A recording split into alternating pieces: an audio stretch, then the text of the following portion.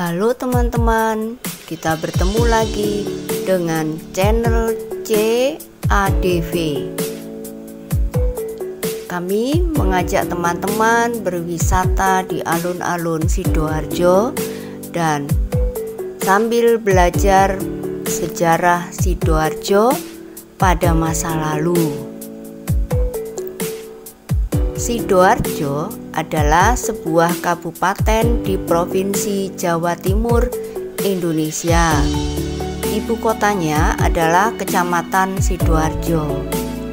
Kabupaten ini berbatasan dengan kota Surabaya dan Kabupaten Gresik di utara, Selat Madura di timur, Kabupaten Pasuruan di selatan, serta Kabupaten Mojokerto di sebelah barat. Bersama dengan Gresik, Sidoarjo merupakan salah satu penyangga utama kota Surabaya dan termasuk dalam kawasan Gerbang Kertosusila. Kepanjangan dari Gresik, Bangkalan, Mojokerto, Surabaya, Sidoarjo, dan Lamongan.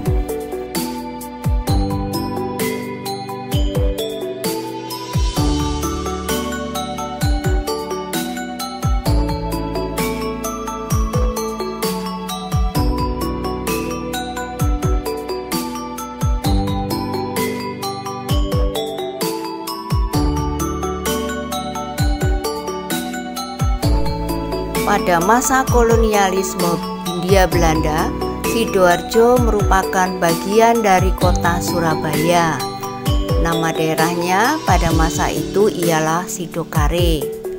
Daerah Sidokare dipimpin oleh seorang patih bernama Raden Ngabei Joyoharjo, bertempat tinggal di kampung Pucang Anom yang dibantu oleh seorang wedana yaitu Bagus Ranuwiryo yang berdiam di kampung Pangabahan. Pada tahun 1859, berdasarkan keputusan pemerintah Hindia Belanda nomor 9/1859 tanggal 31 Januari 1859, Stadsblad nomor 6, daerah Kabupaten Surabaya dibagi menjadi dua bagian, yaitu Kabupaten Surabaya dan Kabupaten Sidokare. Sidokare dipimpin oleh Raden Notopuro. Kemudian bergelar RTP Cokronegoro yang berasal dari Kasepuhan. Ia adalah putra dari RAP Cokronegoro, Bupati Surabaya. Pada tanggal 28 Mei 1859, nama Kabupaten Sidokare yang memiliki konotasi atau nilai rasa kurang bagus diubah namanya menjadi Kabupaten Sidoarjo. Setelah Raden Notopuro wafat tahun 1862, maka kakak almarhum pada tahun 1863 diangkat sebagai bupati, yaitu Bupati RTAA Cokronegoro II yang merupakan pindahan dari Lamongan. Pada tahun 1883, Bupati Cokronegoro pensiun. Sebagai gantinya diangkat RP Sumodirjo, pindahan dari Tulungagung. Tetapi hanya 3 bulan saja menjabat sebagai bupati karena wafat pada tahun itu juga, dan RAAT Condronegoro I diangkat sebagai gantinya.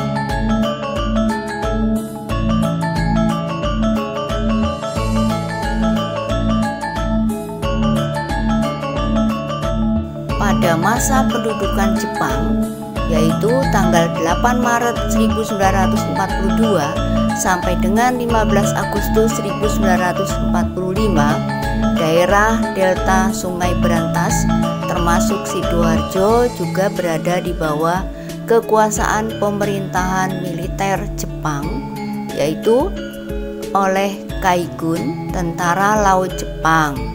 Pada tanggal 15 Agustus 1945, Jepang menyerah pada Sekutu. Permulaan bulan Maret 1946, Belanda mulai aktif dalam usaha-usahanya untuk menduduki kembali daerah ini. Ketika Belanda menduduki Gedangan, pemerintah Indonesia memindahkan pusat pemerintahan Sidoarjo ke Porong. Daerah Dungus atau Kecamatan Sukodono menjadi daerah rebutan dengan Belanda. Tanggal 24 Desember 1946, Belanda mulai menyerang kota Sidoarjo dengan serangan dari jurusan Tulangan. Sidoarjo jatuh ke tangan Belanda hari itu juga. Pusat pemerintahan Sidoarjo lalu dipindahkan lagi ke daerah Jombang.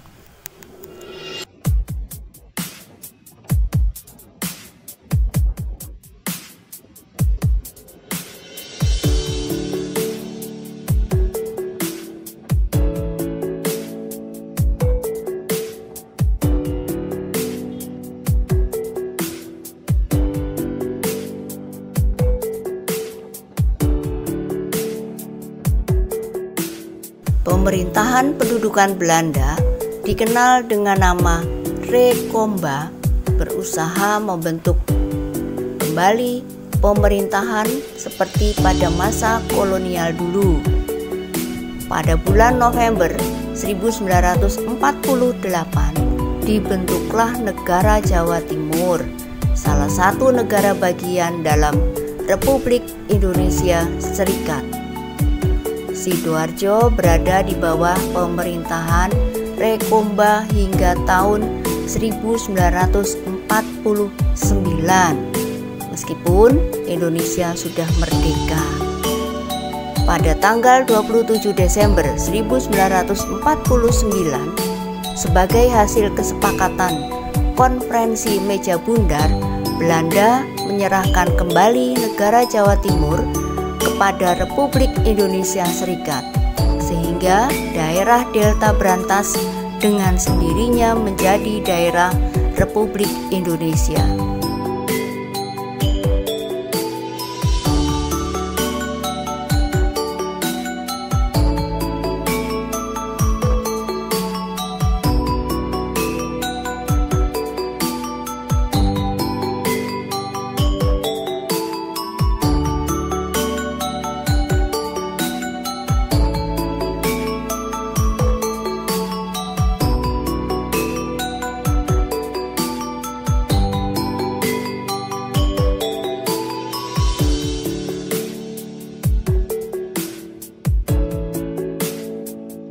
Nah, sesampainya di alun-alun, kami melihat petunjuk dan informasi mengenai segala yang ada di area alun-alun tersebut.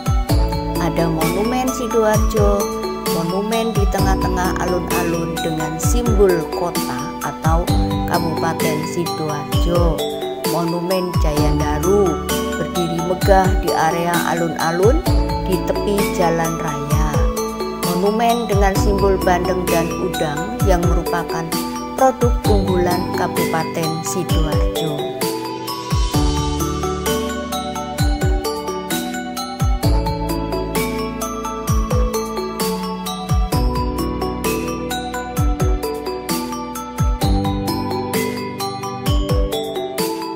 Kalau kita melihat sekeliling alun-alun, ada kantor pemerintahan di sebelah utara, ada Masjid Agung dan lembaga pemasyarakatan atau penjara di sebelah barat, dan juga pasar di sebelah selatan. Hal itu mengingatkan kembali akan susunan pemerintahan yang dinamakan dengan Mojopat. Pola susunan masyarakat Mojopat merupakan suatu kepercayaan dalam menata dan menempatkan suatu bangunan yang bersudut 4 dengan susunan ibu kota pusat pemerintahan. Terdapat alun-alun di sekitar istana, serta ada bangunan tempat pemujaan, pasar, dan penjara atau lembaga pemasyarakatan. Model ini mempunyai ajaran filosofis sebagai berikut. Alun-alun menjadi pusat pertemuan warga dan juga pertemuan pejabat dengan warga. Tempat ibadah merupakan perwujudan kesetaraan antara pejabat dan rakyat biasa yang memiliki keberadaan sama sebagai manusia.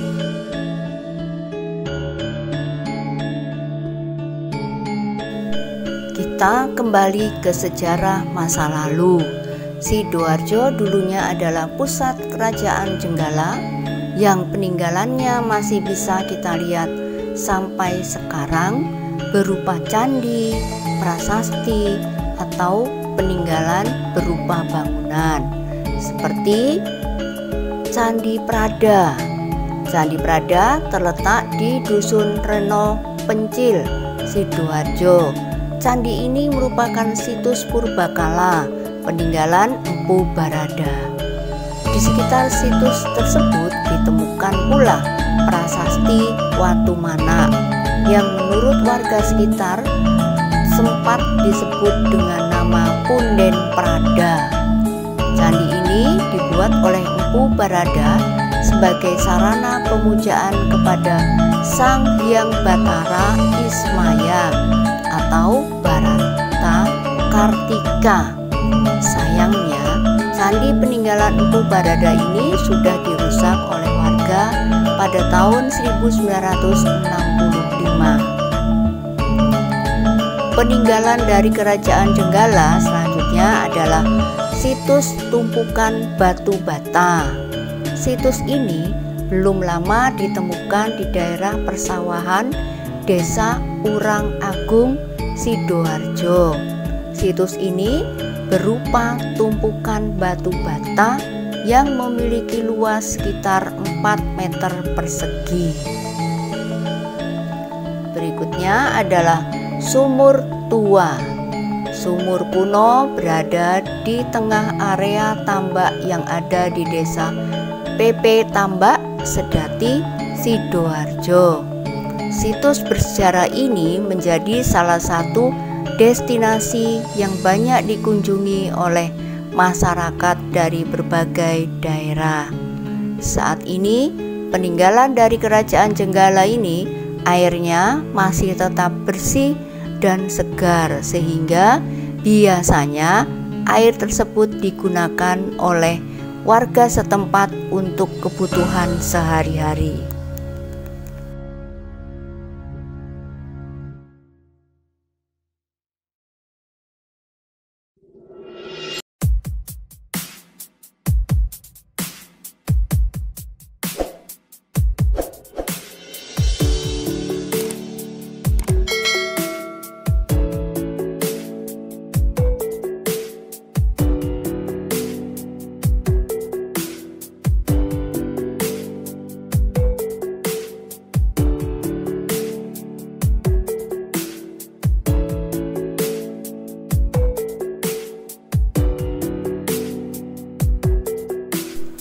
Peninggalan yang lain berupa prasasti sebagai berikut. Pada tahun 1044, berdasarkan prasasti Turun Hyang, Raja Kerajaan Jenggala yaitu Mapanji Garasakan memenangkan pertempuran melawan Panjalu karena para pemuka desa Turun Hyang setia membantu Jenggala melawan Panjalu. Tahun 1052, berdasarkan prasasti Malengka, Mapanji Garasakan mengalahkan Aji Linggajaya, Raja Tanjung. Aji Linggajaya ini merupakan raja bawahan Panjalu. Pada tahun 1053 berdasarkan prasasti Garaman, Mapanji Garasakan mengalahkan Aji Panjalu dari Kadiri dibantu oleh pasukan dari desa Garaman.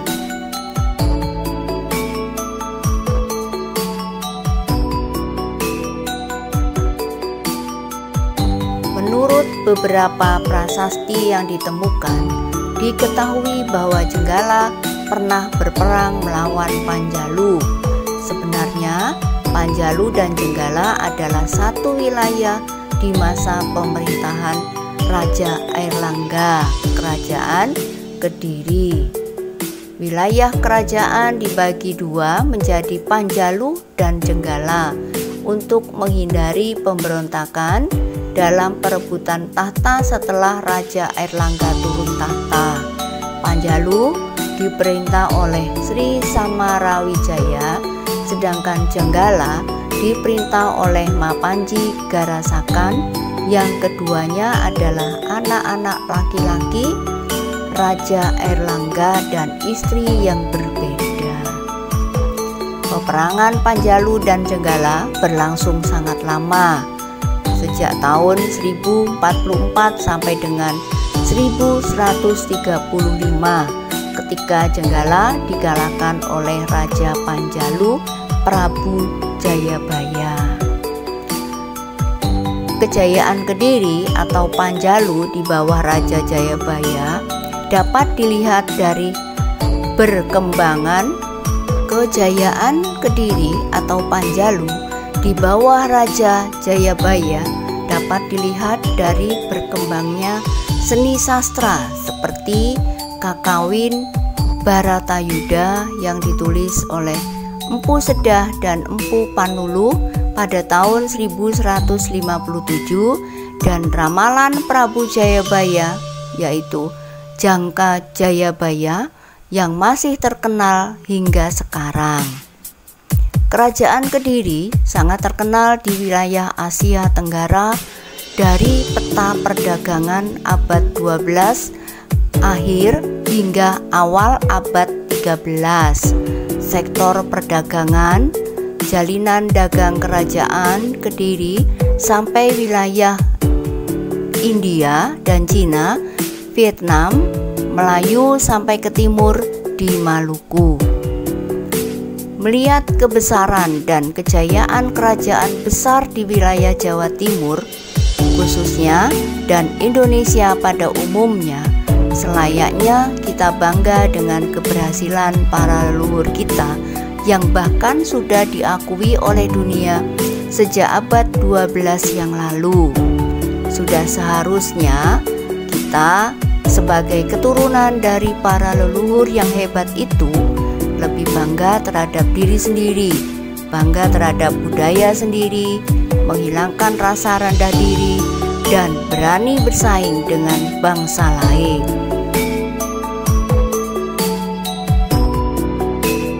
Terima kasih sudah menonton.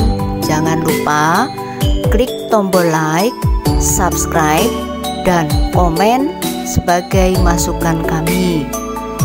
Sampai jumpa.